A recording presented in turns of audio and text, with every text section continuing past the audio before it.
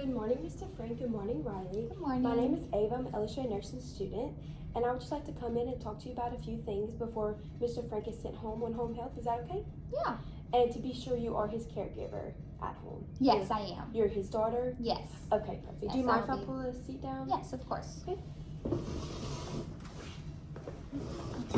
Okay, so since Mr. Frank is bedbound, he is at a high risk for pressure injuries. Yes. Okay.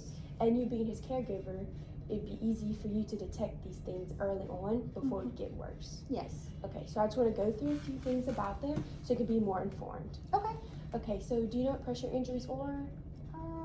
Not really. Okay, so they're like when your skin has friction against another surface, such as his buttocks rubbing against the bed for too long, or his heels rubbing against the bed for too long. That friction can cause skin breakdown.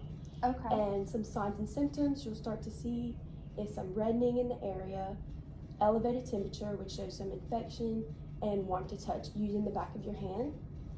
So using back your hand on the heel, you'll feel some heat coming from it and some reddening. Okay. Okay. And then also for his diet, Yes. so if he does end up with a pressure injury, it's very crucial that he has lots of protein in his diet. Okay. So you can get him protein shakes if he doesn't want to actually like chew on like meats and stuff like that.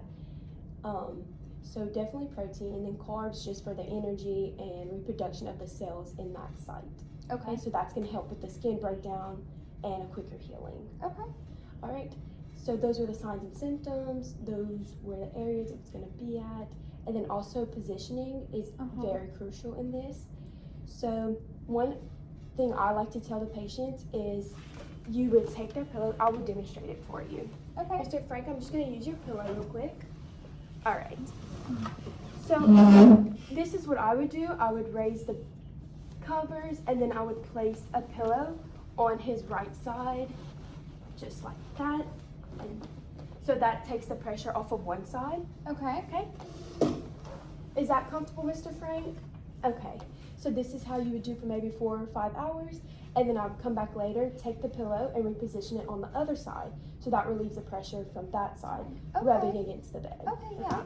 And I'm just going to take this off, Mr. Frank, okay? I'm going to place it back under your head. All right.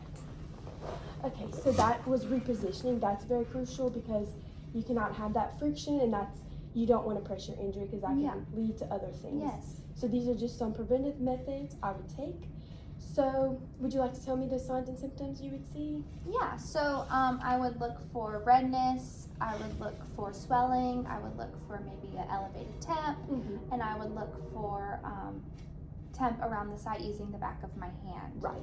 Like warm to touch.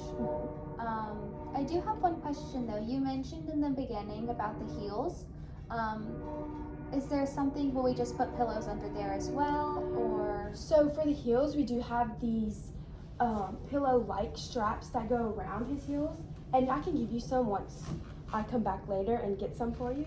So you're just gonna take them and place them under here because it's like a soft cushion. Okay. And there's a strap that goes around his ankle. Okay. And so you can leave those on because that's gonna prevent the friction from his heel rubbing against the bed. Okay. Yeah. So you'll have that, and then you'll have the pillows, and then we also have these wedges that you can place under, and I'll bring you one of those along with the heel straps. Okay. So are there any other questions or anything else you would like to go over? Maybe. I think that's all actually. Okay. I think I have a good understanding. Thank you so much. You were very helpful. Well, thank you for your time, and you can just let me know if you have any other questions, and if Mr. Frank has any questions, and I hope he gets better and things go well for both of y'all. Thank you so much. Thank you for your time. Just gonna perform some hand hygiene. Thank you. Thank you. Bye-bye.